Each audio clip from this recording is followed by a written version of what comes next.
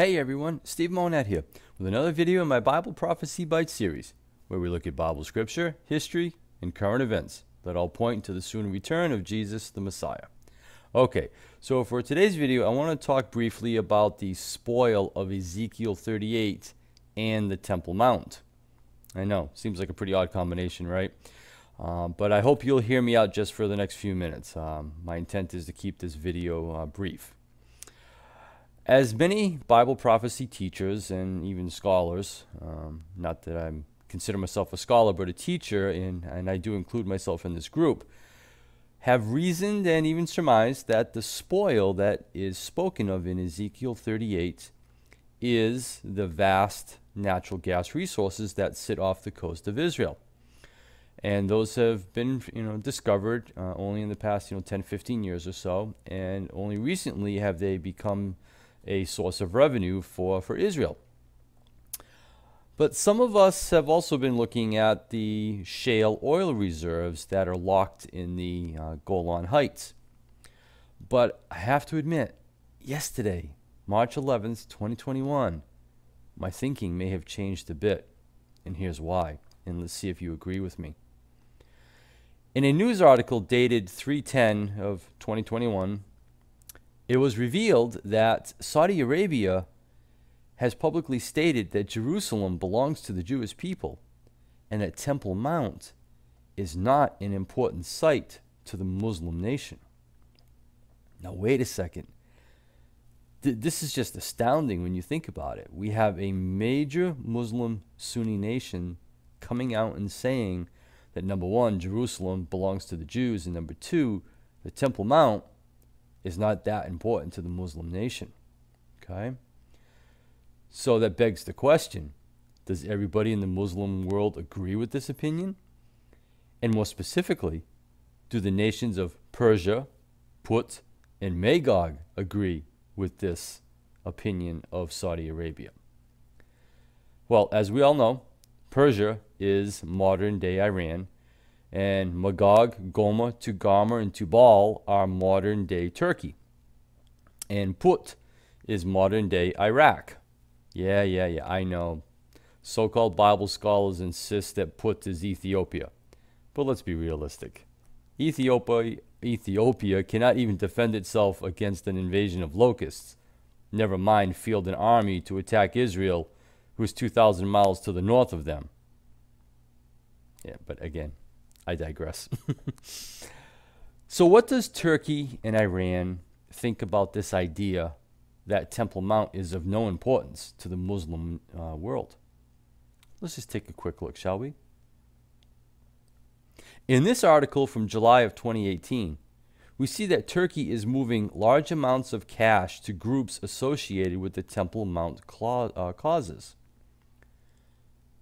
And in this article from August of 2020, Turkey is quoted as saying that they want to liberate the Temple Mount from Jewish control.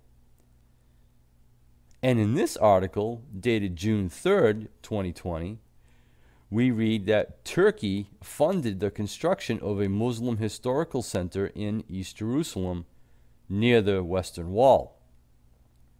Now, this historical center has as its main theme study guides, media, and photos of the so-called true heritage of the Al-Aqsa Mosque, which is the golden temple that sits on top of Temple Mount. And of course, as we know, Suleiman the Magnificent was a Turkish king who restored Jerusalem. And in this article, dated October of 2020, we read that Turkey claims that Jerusalem is still their city. And of course, in this article from 2015, this one is great, I love it. We read that the Iranian Revolutionary Guard, or Persia, built a mock-up of the Temple Mount and then staged a mock battle where they were able to recapture the Temple Mount from Jerusalem or Israel. So, I asked the question, does it sound like Persia and Magog are in agreement with Saudi Arabia that Temple Mount is of no importance to the Muslim world? Doesn't sound like it to me. I don't see any agreement on that matter here. And make no mistake, Turkey and Persia are being motivated by religion in this case. That's what Temple Mount is all about, is religion. And as I have said for many years in my Bible studies that I did, face to face, there is no greater motivator to wage war than to believe that what you are about to do is being done in the name of God. And these guys will not hesitate for a second to attack Israel if they think that it is in the name of God. So, is it possible that all of these scholars and teachers, myself included, are wrong about what the spoil of Ezekiel 38 is? After all, the word defined as spoil in Ezekiel 38 can also mean possessions. And Turkey believes they still possess Jerusalem and the Temple Mount. So in the near term, we need to really keep an eye on the Turks and the Iranians as well, as both relate to the Temple Mount.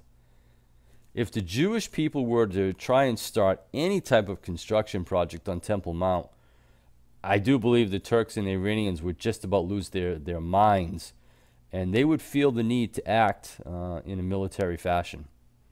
And that, ladies and gentlemen, just might be the evil thought that God puts into the mind of Gog, Magog, and Persia, just as Ezekiel 38 tells us. So, is the Temple Mount the spoil of Ezekiel 38? I don't know. I think it's very possible. Let me know what you think in the comments. So until next video, keep looking up, for our redemption draws near. Thanks for watching.